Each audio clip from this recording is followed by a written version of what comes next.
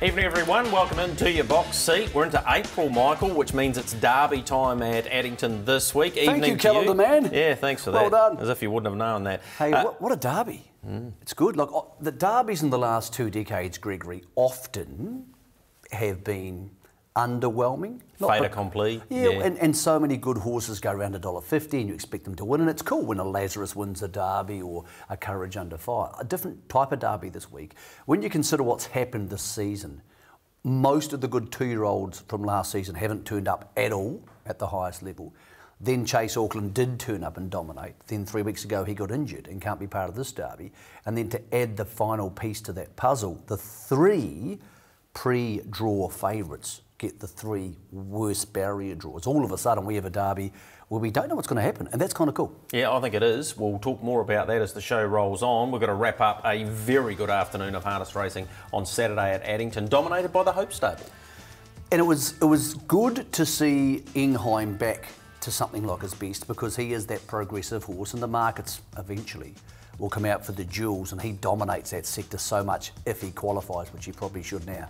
So one thing we sort of expected. The other one we absolutely did not expect, not because anybody thinks AG's White Sox is not a top open class horse. We saw that in the Auckland Cup. But Greg, as we head to the Easter Cup, if you're betting in the run, once they stepped, and More the Better, who's the 3rd horse there, stepped this beautifully and then took the lead, trailed, and then got the lead again. Be honest, I know exactly what you thought, I know what I thought, and I know what the people at home thought. They thought, here we go again. Well, I was sitting there with Matthew Cross, and at this point here, I said Mark will retake here, and that'll be the end of the penny section there, because he was so good the week before Sitting Park, and outstanding, winning first up in a very long time. Well, it's just a video we've all seen before. We know how this movie ends. You know, he kicks clear at the top of the straight, and then we talk to Mark after the race. Well, just a little bit of a problem there. AG's White Sox, the Hope family, and Ricky May weren't quite interested in that ending. White Sox is coming now. AG's White Sox is going to pull up his socks and pull down More the Better's pants. AG's White Sox won it. Beat More the Better. He just didn't stay the 2 miles. Ricky May, half a dozen wins in this race previously, and this guy's always been a good horse, and today he had to be the best. Yeah, no, he's lucky enough he went away real nice and got a good run, you know. And he can sprint, he can do most things. And I know everyone's been disappointed, but I thought he actually went pretty good here last week. He did some work early in that race, slight gear change today, may have worked the Oracle, and he had such a beautiful run throughout. Were you surprised how easily he picked up More the Better? Yeah, no. You always, with a Perd North in front, you're always a wee bit worried, but when he came out, he really sprinted, and, you know, he showed real speed, to be fair.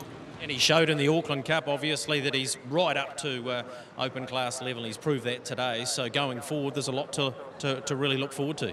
Yeah, like 2 miles is his go. I reckon he's gone great races over 2 miles. So if he behaves like he did today, he's certainly got places, you know, go places. Congratulations to you, Rick. Well done. Thanks, Greg. Michael, did Mark Purdon, and I hate to be critical of him in a drive, did he go too slow for the first mile? Because they only just broke 2 minutes and 7 seconds. I wouldn't have thought so. I mean, I do agree with the theory that it could happen, but he was still in front, had a huge tactical advantage starting the last mile, and there's no way I thought AG's White Sox could pick him up, for 2 reasons. First of all, he's yet to beat a horse of that quality coming from behind it that easily. You beat Pat Still, got beaten by Pat Still a couple of starts ago. I had a really good talk to Hopi last week. Those who watched the show last week may remember, and he said we're a bit concerned about the horse's heart rate and where he's been at. So for that reason, I was willing to go, oh, look, probably not. I don't think it would have mattered how fast or how slow they went. No. I just think More the Better slightly underperformed, and he did so as a 3-year-old too. I think he was a very good 2-year-old. I don't think he got a lot better, and I think that's as indicative of that.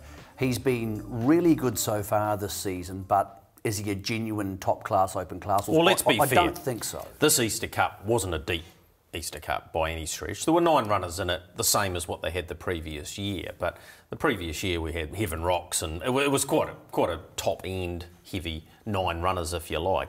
The winner of that race had only won 5 races, AG's White Sox. Hard to believe, considering he's been in some really good races. And that's somewhat the story of the handicapping season, because Jack's Legend ran second in the New Zealand Cup, and he's the same. He'd only won 5 or 6 races. So I think we're seeing these good 4-year-olds. Doesn't really matter how many races they have won. They're that next level of open class horses. But let's not take away, More the Better getting beaten shocked punters, and when you back them at $1.40, Greg, I think people go, oh, well, I'm a bit disappointed. But this is a wonderful thing for the Hope family, because they never get horses from the sales that cost a lot of money. And when you go back over the last 5 years, you could make the case that, away from the All-Stars, they are the pound for pound, dollar for dollar, best performing stable in the country. Because Monbay's an exceptional horse, and they've got him, clearly. They've had Quite a Moment, who won a couple of Group 1s. They've also had Mosdale O'Connor, who did a super job with, and Jason Rules, who weren't that good, but ended up being open class factors. Now they've got Ingheim, and they've got this horse. So they are consistently winning Group 1 races. All of those horses I mentioned, apart from Jason Rules, won Group 1s, with horses who don't cost a lot of money. That's a remarkable thing they're achieving. And we're going to hear from Greg Hope shortly, and then I'll give you some excerpts from a conversation I had with him last week, which is a very good indication of where he, Nina and Ben see themselves. Well, Greg, this morning when you jumped out of bed, did you expect to come to Addington and pick up both feature races? Oh, no, definitely not. I knew the horses were good enough, but you never expect to beat the Purdons and come here and win. I'd sort of settled for second, really, with AG White Sox. I knew the other fella, if he trotted all the way, he's only really been beaten by his own mistakes. So if he trotted all the way, he was going to be a definite threat. In terms of AG's White Sox, talk me through the preparation, the ups and the downs. Oh, just ever since he come back from Auckland, he actually suffered with greasy heel, and when everything we were giving, trying to treat it with, he actually seemed to be feeding it, and we ended up having to hit him with anti-inflammatories, and actually the staff at home have done a wonderful job in getting it cleaned up, but it took us ages to get on top of it. But I mean, his heart rate's been a little bit higher than normal. He's been recovering really good, but his heart rate's been, and it's been a little bit of a concern, but I feel as though it's probably that it was internal, and we've had him on probiotics and everything to try and get his gut right, and obviously it's coming right, Okay, so how long before today did you feel like you had him back to his best? Well, actually, on last time I trained him, his heart rate come down on Thursday, and it was the best it's been for a month. So we were confident confident that he could run top 3, but wasn't confident that we could win it, really, What about watching the race today? What was going through your head?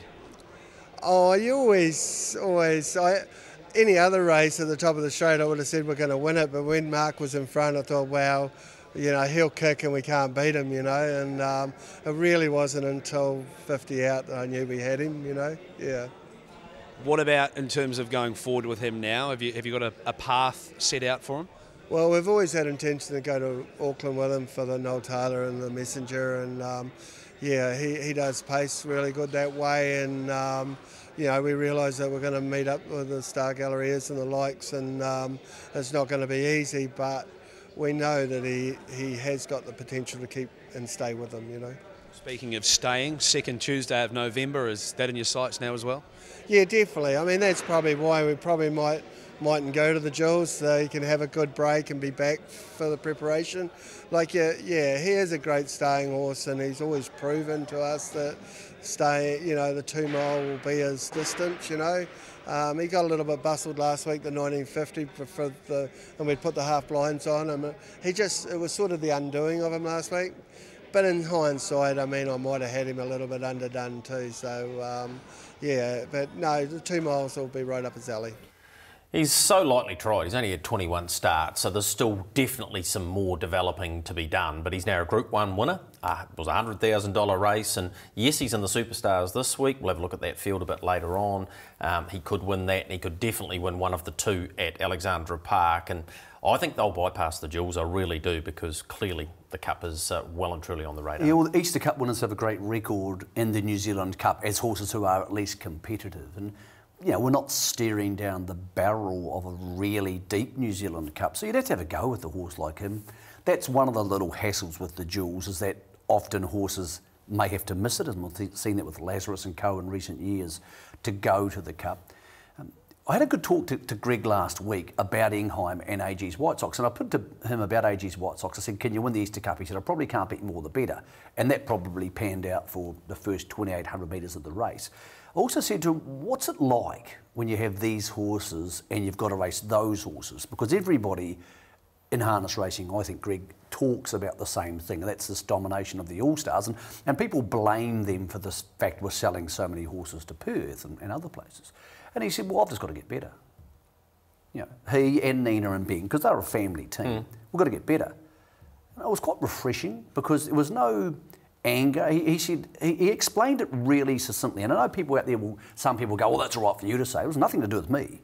Greg Hope's a guy who doesn't come from a lot of money, doesn't come from a situation where he has glamour horses. He said, well, they've got the best owners and they buy the best yearlings and they train them the best. So he said, so they're going to be better than me.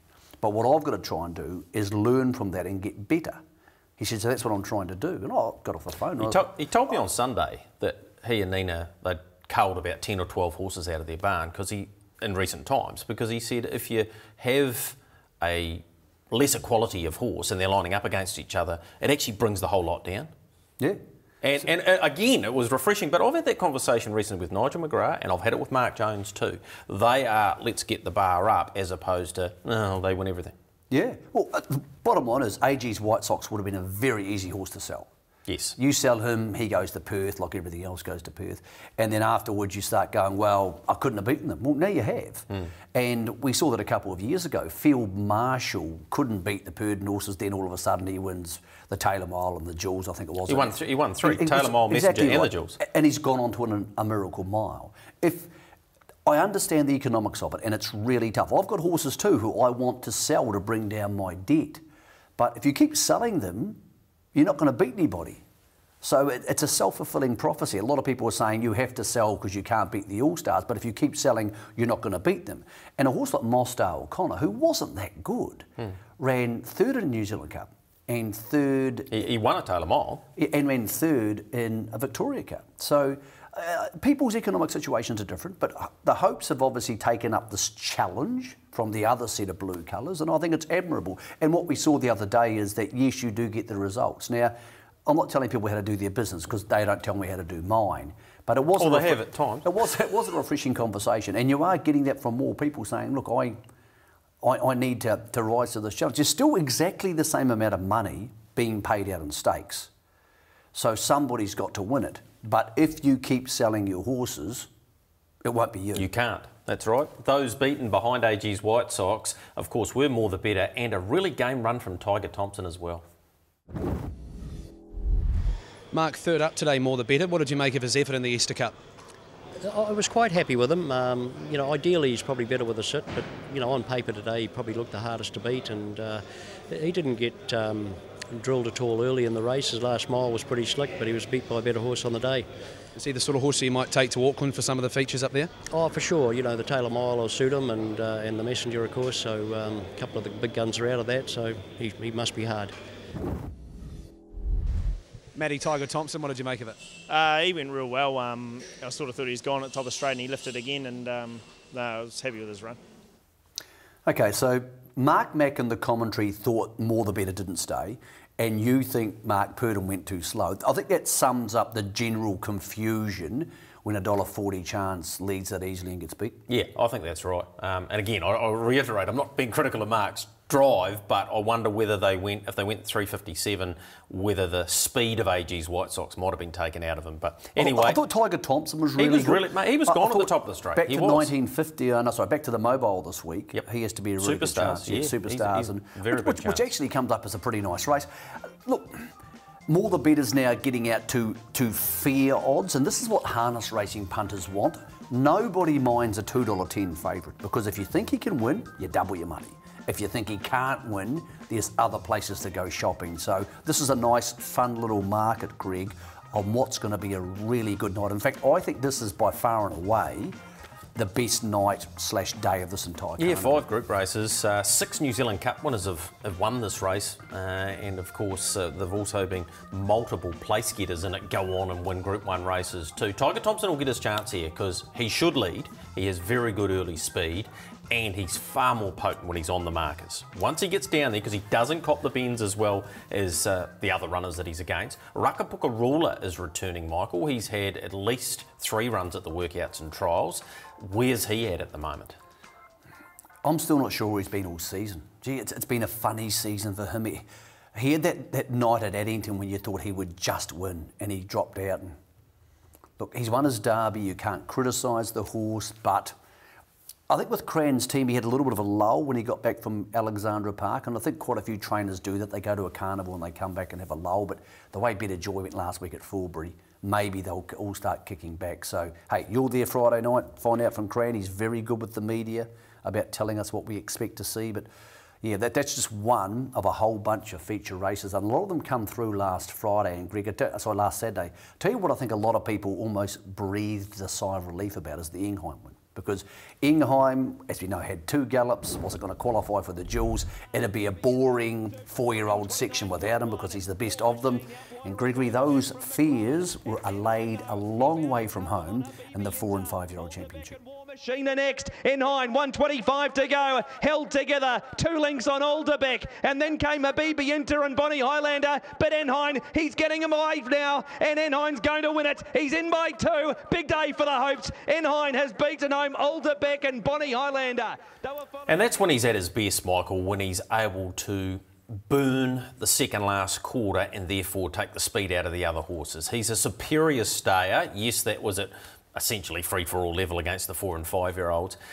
Temporale got well back in the field. Missing away was Benchmark, and he was able to dominate. That won't be the case this week in the Trotting Championship. No, but look, it's first things first. He's back and he'll qualify for the Jewels now almost certainly, which is important because once these markets come out, he'll be the favourite. There was a lot of stuffing around at the start for this race. It was a dreadful, dreadful standing start. And on a Saturday afternoon, when you have a standing start this bad, you just know that all those Australian viewers who might watch just go, mate, seriously, I'm off to watch Melbourne or Sydney. So it still disappoints me how often we run massively over time, but let's not take away from the winner. Very good horse. He's no Monbay.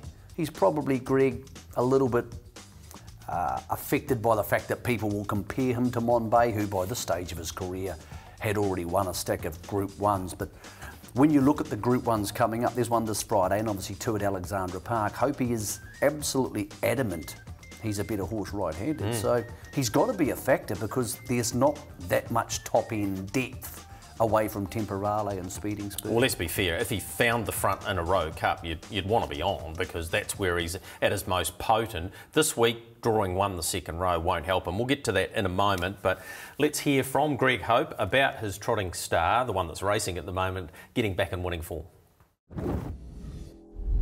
Same question as AG's White Sox, the ups and the downs of the preparation. What's been going on with them? Oh, we've had issue after issue, and they haven't been major, but just little ones. And honestly, if it wasn't for Kerry, we wouldn't have him trotting as good as he is. Like Kerry's gone to extra length.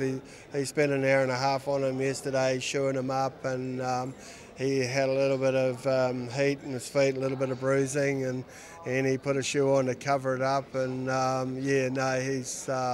It's really a lot of his doing. The horse has always had the motor, and if it wasn't for Kerry, he wouldn't have been winning today. Do you feel as though he's the sort of horse that could give you the same thrills as Monbay? Yeah, well, he's a great stayer, and I don't underestimate his ability. But there's only one Monbay in our eyes, and you know, like I'd love him to. You know, if he could be half as good, we'll be really happy. You know, yeah. Is he a couple of lengths better the Auckland way? Without a doubt, yeah. Even when we've been having the issues the last month, he's still been trotting beautiful the Auckland way. Yeah, he's just a different horse that way. He just, yeah, and it was the only way we could get him to go actually when I was a yearling and early 2-year-old. The only way we could get him to trot confidently was going Auckland way, and we did a heap of work that way because that's what he liked to enjoy, you know. So yeah, he is so much better going Auckland way, and really can't put it down to anything. It's just him, his makeup. But like us being left-handed and right-handed. Yeah, I suppose it is. Yeah, that's right. A nice day. It's what dreams are made of. Yeah, thank you very much. You're lovely. Well, Tony, a midfield finish. What did you make of the run? Yeah, he just took a wee while to get trotting properly, actually, early, Matt.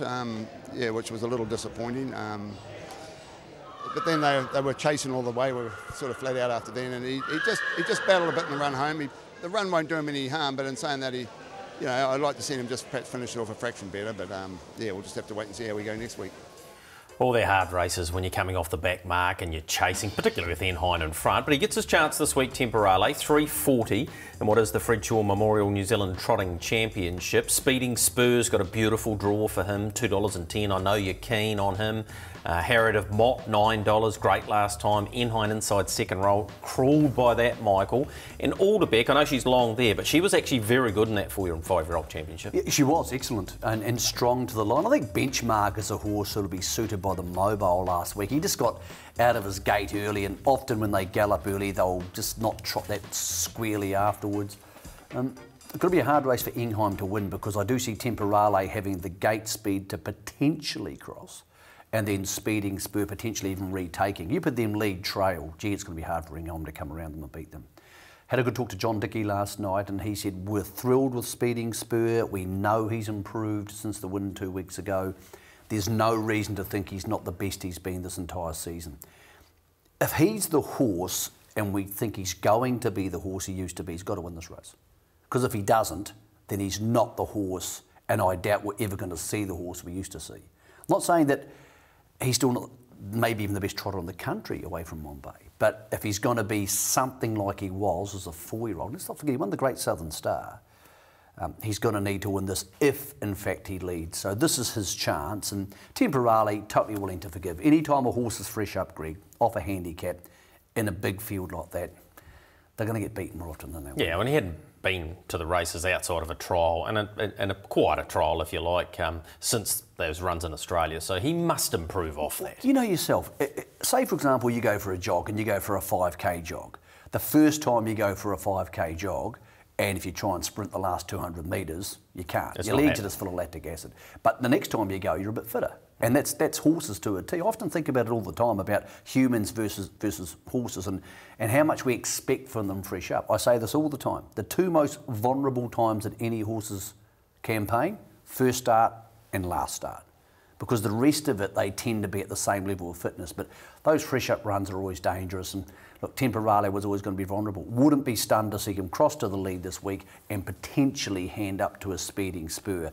The one thing I do know is I don't want to back Enhine this week, because he's going to need to be potentially, unless Benchmark leads, 3, 4, 5 lengths better than the older horses. Great to see that stake up to $100,000, part of a very big night, Friday night, Addington Raceway. Short break for us. When we return, the 2-year-old trotters will be starring on your box seat.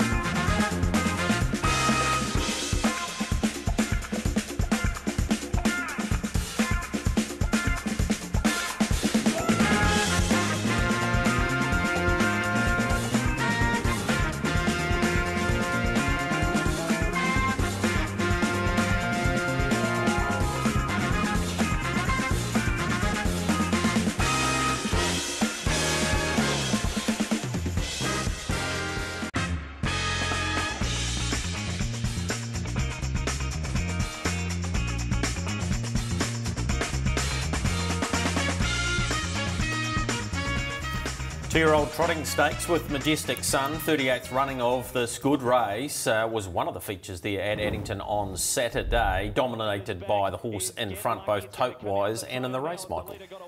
He's a nice, big, strong, natural two-year-old. He's now obviously changed stables. And gee, Greg, when you look at this, he's just better than these horses, but the runner-up was very, very good. Get Lucky, he'll be game, but the leader's not being extended, and Henshaw Calms won it, has beaten home Get Lucky, who held it. Mark, firstly, I just want to ask you how you came about getting this horse into your barn.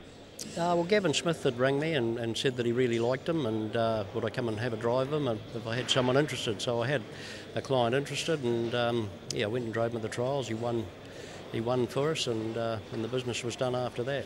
He's quite a big horse. Mentally, do you think he's there to see the whole season throughout in the fashion that he started it? Look, I think so. I think Gavin's done a great job with the horse. He's probably bred to get a little bit hot, but Gavin's done a really good job, and he came to our barn. He's just been a perfect mannered horse, so full credit to him. And yeah, I think with the groundwork that he's given him, I think he's, it'll stick by him for the season. Mark, talk me through today's race. Look, there's a few made mistakes, and he was solid early. He just trotted to the front, and from there on, he was always going to be hard to beat. So there was one came off his back at the furlong and just got to about his wheel, but he was always travelling comfortably. Where to next, Mark? He could probably have a few days off, but size stakes will be coming up, and then maybe the Jewels after that. Brad, your first drive on Get Lucky this afternoon, apart from post-race, what did you make of during the race? During the race, Matt, he was very green in the running, but certainly hit the line strongly, and it looks as though there's a bit of improvement there, so the camp's really happy.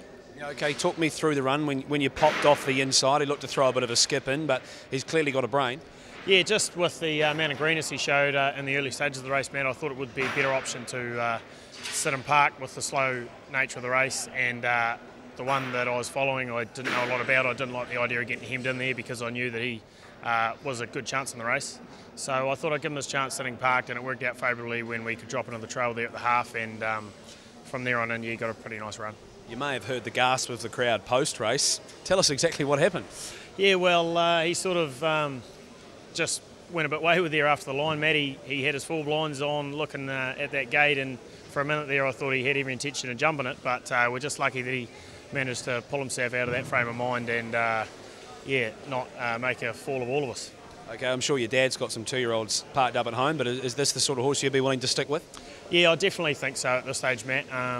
He showed tonight that he can trot a bit, and, there's plenty of improvement there, I know that for sure.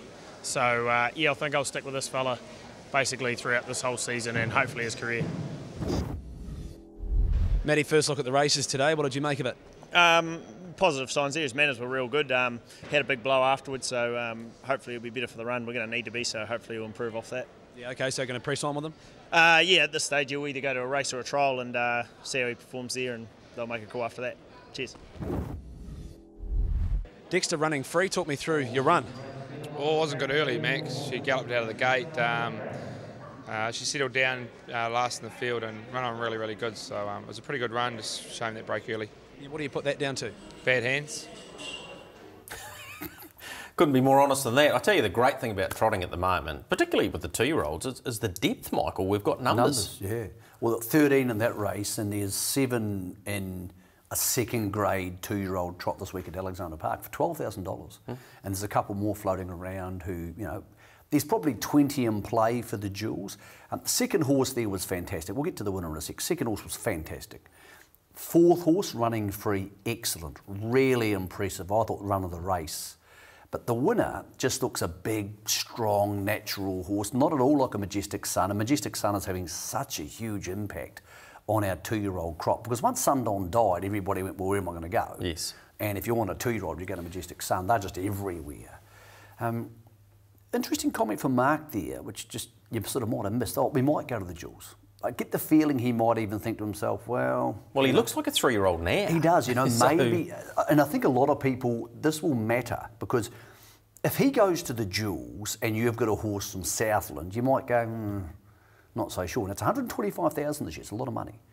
But you might not be keen to take him on if he wins the Sales Series. We're not sure if he's in the Sales Series because he's a homebred, but he'll be in the Sales Stakes. Now, they're in May, those races, and it's only 2 weeks from the Sires Stakes to the Jewels. So it's not an easy push. So, and there'll be people who go, okay, if he's going, I'm not that keen.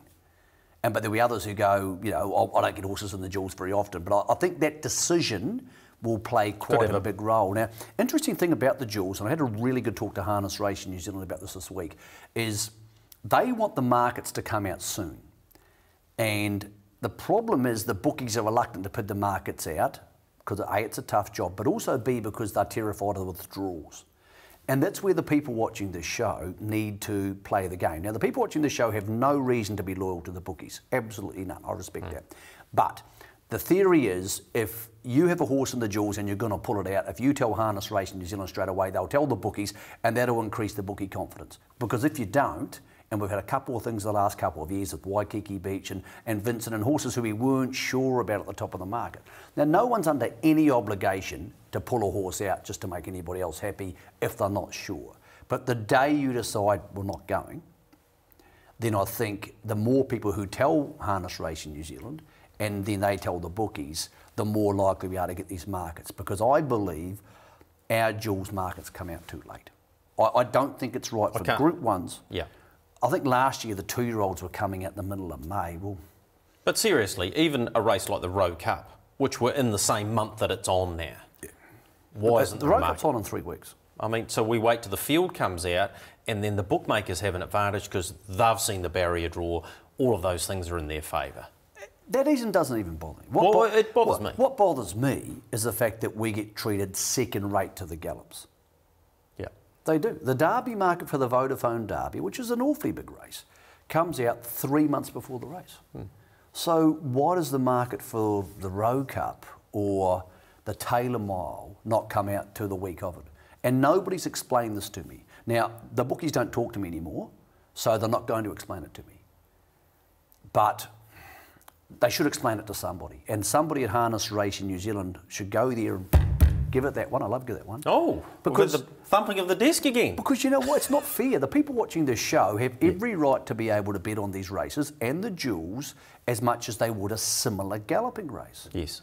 And we don't get the same service. And you're only asking for a fair shot. A fair shot. Fair shot. Hey, the horse that had a fair shot was Get Lucky. Let's have a look at what it did after the race. So it's outside Enhance Your Calm here. Well, you mentioned this last week about horses in the gate at Addington, and then this horse just turned up and franked your comments. Well, mainly that was around Alta Orlando, but it's not the only horse. This horse hadn't even been to Addington Raceway, and have a look at this. There were people scattering. Look at that. Have you ever, obviously you drive track work, have you ever been on a horse who is determined to go to the outside fence? I've ended up in the creek. It's a scary feeling because you think you're strong, but you're not as strong as a horse, no matter how strong you are. When they get something in their mind, that's where they're going. There ain't no stopping some of them. And that was the case there. So you see Mark Purdon having a look and going, where's it whoa, going? Where's this one going to end up? So, yeah, here's Enhance Your Calm. Trotting he just looks a here. natural, big, and obviously they've well shot him. And well done to Gavin. Gavin's obviously prepared this horse. He did lots of the work with the horse. He gets at least a training credit. And he actually has a very good record with trotters, Gavin. Great things happen being the most obvious, but they're hard things to train, and you wouldn't look at Gavin and think he was a naturally patient person. He doesn't give you that vibe. But he's doing a good job with these trotters, even though this one's no longer in Here's the colours. close-up of Mark Purdon here, and you get the post-race, the end of the race view from his point of view, and he looks across, and he doesn't have just one look. He's like, wonder where that one's going. And then he has another bow peeping. Yeah, it was pretty scary times there. Half a dozen wins in the race for Mark, but only the second time he's driven the winner of that. Blair Orange had driven about 3, and Natalie got one home too. Highgate, she might have Blair driven. Orange. Yes. I see you can't no longer back him into win the Drivers' Premiership. He's 29 clear, but you can back Dex at $12. Now, I'll put this to you. Is it over? Is the Premiership over?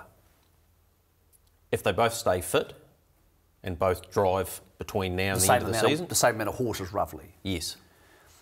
I think Blair's on 161.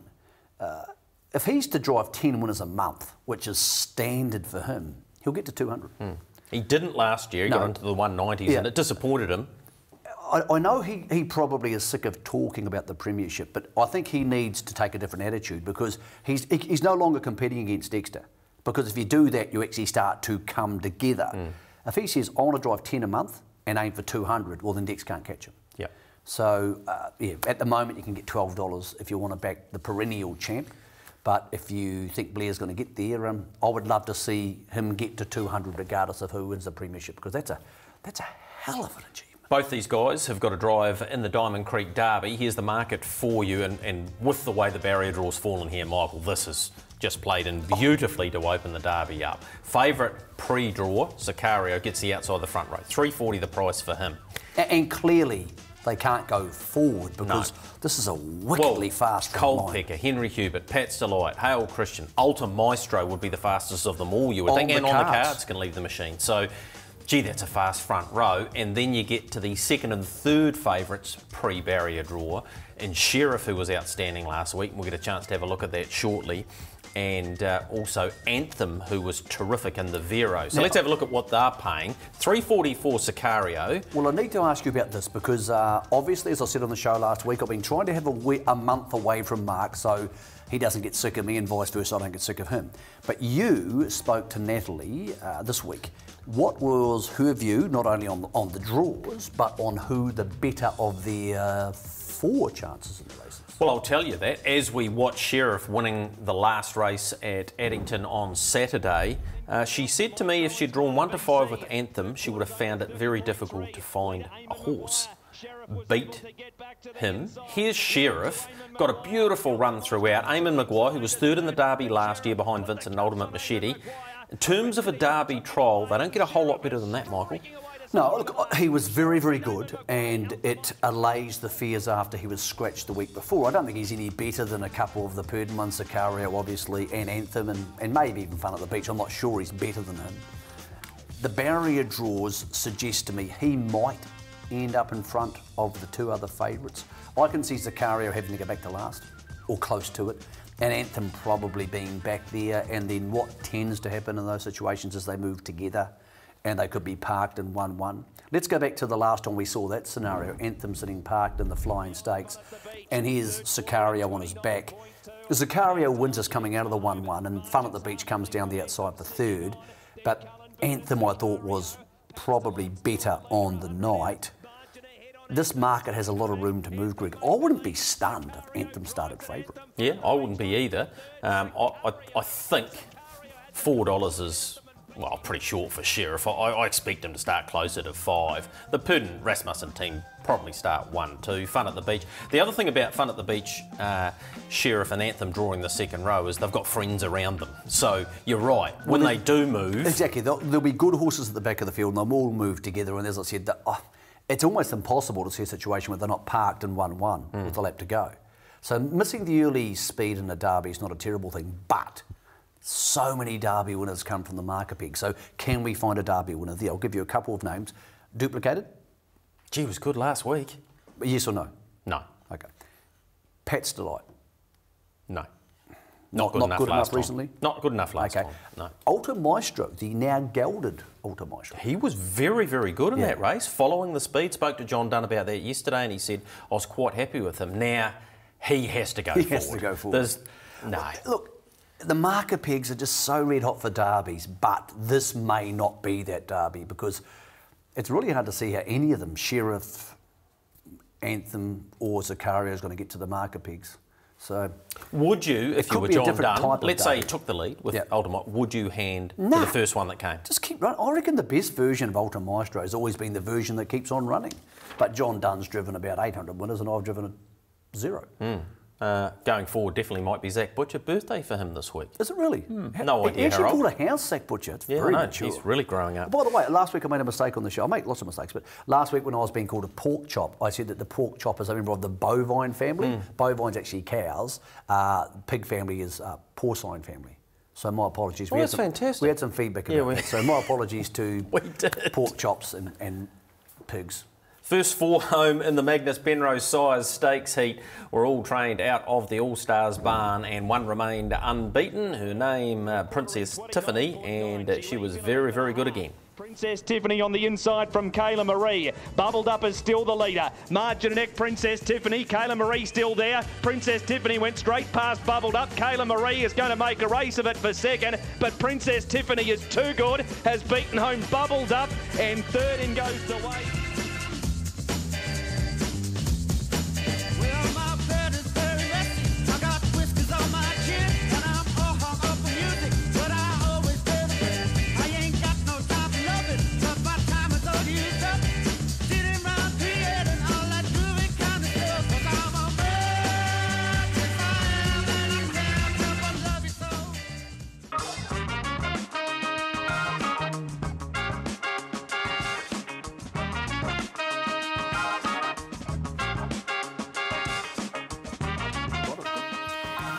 Group 1, $100,000 Inkwise New Zealand Trotting Derby. Oh, we keep talking about the depth of the trotters, so let's have a look at the market for this. Rachmaninoff, I just love saying that name, $61 for Trevor Grant. You would have sworn that was a name by Luck Chin, because he has all those Russian named horses.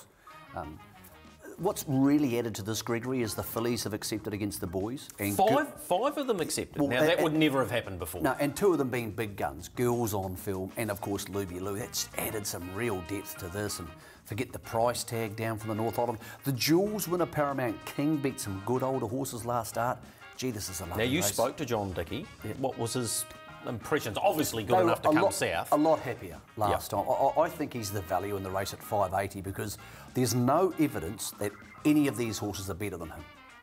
He's the only horse who's beaten serious older horses recently. Plus he won the Jules and won it very comfortably. Exactly, so I think he's the value in the race. But gee, it's a deep derby. Luby Lou, that was interesting that they decided to press on with him. Now, you spoke to Natalie this week about Luby Lou versus this horse, Winterfell. What was the opinion? Yeah, well, they worked together this morning, and basically she said to me Mark was to decide which one he drove after the barrier draw. Well, they drew both right beside each other off the back row. So he will drive Luby Lou, and Natalie aboard Winterfell. She said nothing between either. I can't say that one would be better than the other. So and I can't say they're better than the two Dickey horses. Yes, because Girls on Film was every bit as good as Luby Lou last. Yeah, and she was and behind Luby Lou in the New Zealand Trotting Oaks. Here it is. At this point, you could probably not have got as much on Josh Dickey. Look at this, just cruised to the lead.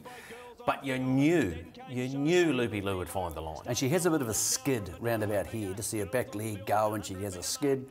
There you go. Well, look, she was front leg, actually. She dipped, my apologies. And Luby Lou gets over the top of her. But on that, Girls on Film drawn a lot better this week, potentially even to the point where it could get the lead.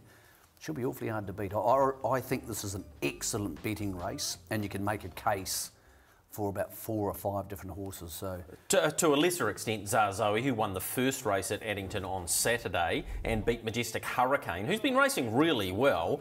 On the marker, Zazoe really strong here. Another one to have a front row draw, an advantage over the others. Might not be as good as them. Majestic Hurricane, hard to believe that he hasn't won a race yet. Got close to her, but the run of Ken Ford, Cherie Tomlinson, continues at Addington Raceway. Well, they probably thought they would have Honey's son in this race, who's a really good horse, but it got injured. So this would be a remarkable double for the stable / driver if they can win the biggest open class trot and the biggest age group trot at Addington in the same season. I don't think they will, but then again, I don't think Amarito's son would win. Yeah, Paul Zazoe's 2 from 2 over 2,600 as well. Yeah. So, as I said, very, very deep derby. And again, just gets back to this thought we keep talking about.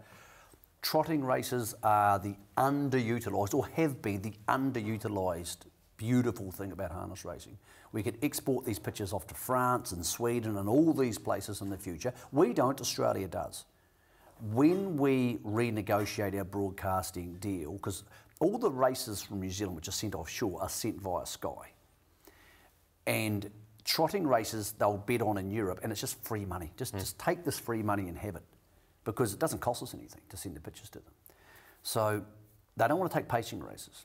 And that's why I do think, and I harped on about this last year, we need to have a couple of trotting-only days. The obvious day, Kaikoura, the first day. Have these days where there's trotting-only races, and you can send them to Norway, France, Italy. All these places will bet on them, and they just give you money. There you go. Have it for free. Doesn't cost you a cent. Free you don't money. do anything else. Yay. Some of these meetings in Melton has Monday night trotting only meetings, or the back half of them's trotters only. For that reason. And they get $1 million a turnover. So if they get 2.5%, they get 25k for doing nothing. And why we have not embraced it here in this country where trotting is so much stronger. When you look at these races this week, the trotting races are superb. Yeah, they definitely are. The Welcome Stakes, depth in terms of runners that have already shown us form going into this race. Often we see horses that have only had maybe the one start, but War Dandelight's had two, and he won the Sapling and then the Kindergarten. So he's been outstanding. Owned by the same guy who owns the Good Trotter. So Daddy Zavazados, who was actually Victorian Owner of the Year last year, and once again continues the fact that as harness racing in Australia starts to slow up, Greg, people, their biggest owners, want to be involved here.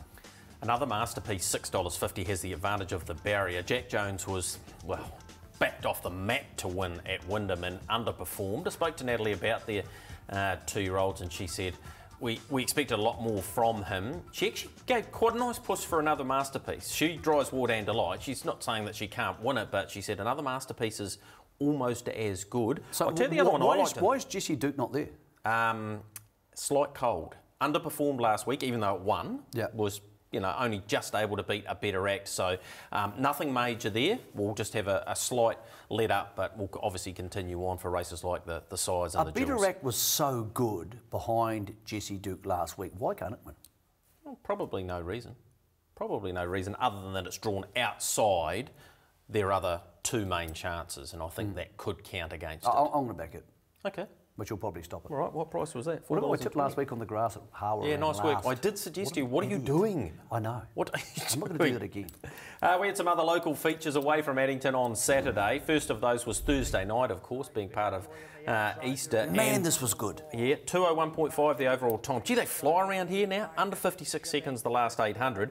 Better Joy hit the lead, fighting back, not surprisingly delighting me. This was really, really good. Sitting parked on tightish bends outside an All-Stars horse. Well done to Cran. Lovely timing by Dexter. I reckon she's got another Group 1 in her and she's going to get plenty of chances because Neville are, NZ Oaks and probably the Breeders' Crown. Well done to Ross Wilson getting Bridesdale Robin into third too at very long odds. 3 really good race days over the Easter period. Here was Sia Penny winning the Palmerston North Gold Cup. Beautiful drive by Jimmy. Sent it to the top, just kept on running. It was beautiful from Jimmy. Just reminds you how good he is. Had a big carnival there at Manawa too. And as did Max Factor, who got a couple of wins in the Hara Cup Prelude and then in the Cup itself. I just did not see this coming. I thought about 2 months ago Max Factor was stuffed because he just wasn't putting in, and Mike Burgess turned him around. Yeah, he has. Two wonderful wins. He's won 9 now from 64. It did read where Mike says, I don't know what to do with him now. He's won 130,000. He's not competitive at the absolute elite, so where do you go next? He was good enough to run third in the Summer Cup behind Star Galleria, I think it was, and yeah, he's been a good horse, but he's one of those horses that if you haven't sold him and he's not quite good enough to be at the top level, then it's hard to place him, although he placed him beautifully over the weekend.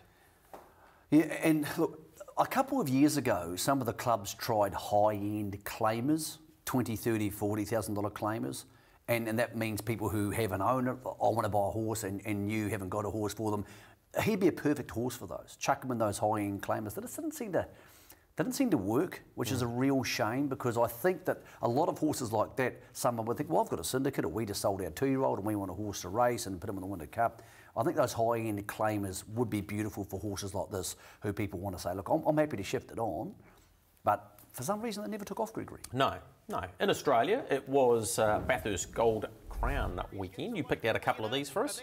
Yeah, the Bracelet, the 3-year-old race, and we saw Soho Burning Love, who's outside the leader here. Gee, this is a really good filly. Did all the work, gets run down in the last stride by the $45 chance. Still likely to come to the New Zealand Oaks, which means she's a huge chance of going to the Jewels. And of course, She's All Rock, who won the New South Wales Oaks, is definitely going to join the All-Stars. Here's the 2-year-old fillies final. This is the equal biggest race of the day, and Tim and Anthony Butt hitting the lead. It looked like they had a chance of winning, but they were run down by the David Jack horse.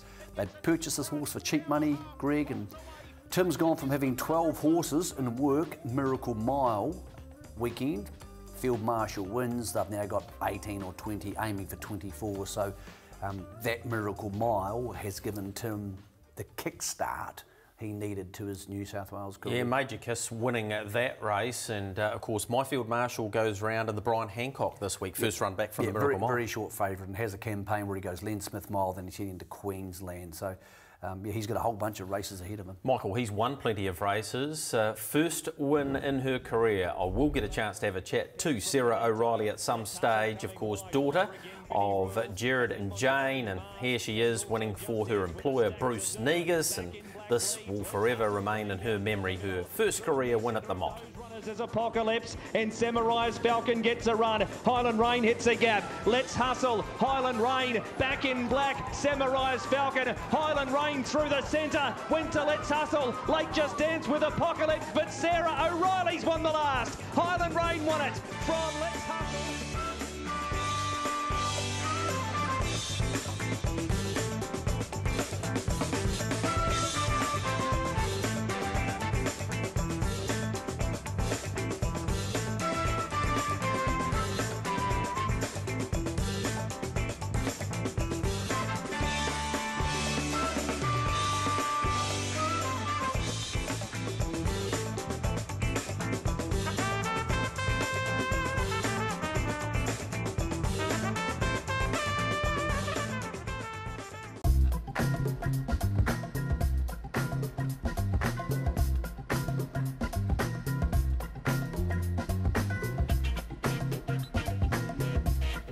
In the home stretch for your box seat with Sweet Lou standing at Woodlands. Gee, Michael, it's been a really busy time in harness racing. Next week, you're going to have an in-depth conversation with Mike Godber from the RIU because, gee, there's been a spate of drug charges lately. Yeah, there have been, and we've had some feedback from people who are confused by some of the sentencing. The most recent one was both Robert and John Dunn getting fined $7,000 for some caffeines at Marlborough, which I don't understand how that works. Well, let's start with the caffeine before. We won't go into it too much, but it's not performance enhancing anyway. Mate, I don't get it. Sometimes when I'm tired and I'm playing footy, I take a couple of caffeine pills to wake me up. I mean, you can just buy them at the supermarket. Yeah, anyway. I mean, if you think caffeine really affects a horse's performance, you better be shoveling it down its throat with a bucket. But regardless of that, there's a whole lot of things about penalties and why we have so many drug charges and the discrepancies between therapeutic drugs and performance-enhancing drugs, because technically isn't anything that's therapeutic makes you feel better technically performance-enhancing. So we don't know the answer to this, and we don't have an agenda about drugs because I don't know enough about them. And either do you. No, so we're going to talk to Mike Godber, who's the head of the RIU, and say, look, can you explain some of these things to you? And next week on the show, we'll talk to you about some of the, not fears, but I think maybe the confusion around drugs, charges, and the different levels of penalties we have. In Australia, New South Wales, you get a positive, you're gone for 2 years. Now, for me, that's wrong because so many positives here are flip of the coin type things. But I don't know the background to all of this. We're going to talk to Mike Godber, and then next week we'll have a discussion about drugs. Look forward to that. What about what's ahead for you? Before we get to that, Matt Cross, 100% correct. Well, it was the first time for everything, That's Michael. Disappointing, isn't yeah, it? Graham, don't like Matt's comments, but he is right. He's right. Yeah. We need to look after the cadets or junior drivers better so they come out of their time with some money. So really interesting point by Matt. Thank you, Graham, for your feedback. Any feedback people have for us, of course, get hold of us because it's nice to know what you're thinking, and particularly as we get into the busy time of year with these drug questions coming up and our big show in a couple of weeks' time, in their words, when we hear from 7 of the industry participants about how they feel the industry's going.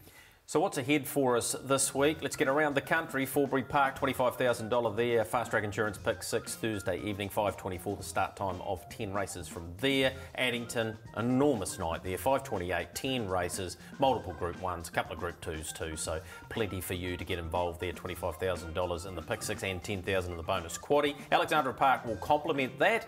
And we have the Woodland Stud Mile High Series there at 9 minutes past 10. Race number 10, the Whale. The Big Fish will be on track. Ascot Saturday, there will be racing there. 10 races, 12:23 the start time there. And Sunday up the road to Rangiora, we will have a Pick 6 there. 12 o'clock start time for the action there. And Tuesday at the Manawatu, there is a $20,000 terminating Pick 6 there to get you involved 1:31 start time. Favourite part of the show? I know it is not. Best bets. I gave a Michael. Speeding Spur, and it can't go any worse than last week's one. Oh, Yeah. it gets its chance. I think it'll be in front at some stage. For it. I've gone with the Graham Bruton theory of a bit of value. I think Lelivra's Gift's been racing far stronger opposition than it faces this week, and I believe on an each-way basis it is well worth having something on. Race 2, number 15. Is your little mate Matt joining you on Friday night? He will at be Eddington? there, out and about, the gopher. It's going to be a super night's racing, so yeah, I'm looking forward to the derby. I still get a funny feeling it's going to be the same stable who wins, but I think there's a lot more intrigue as to how that will unfold. Yeah, looking forward to Friday night. We'll wrap it all up next week with that really interesting talk with Mike Godber as well. This has been Your Box Seat. Hope you've enjoyed it. See you in 7 days' time.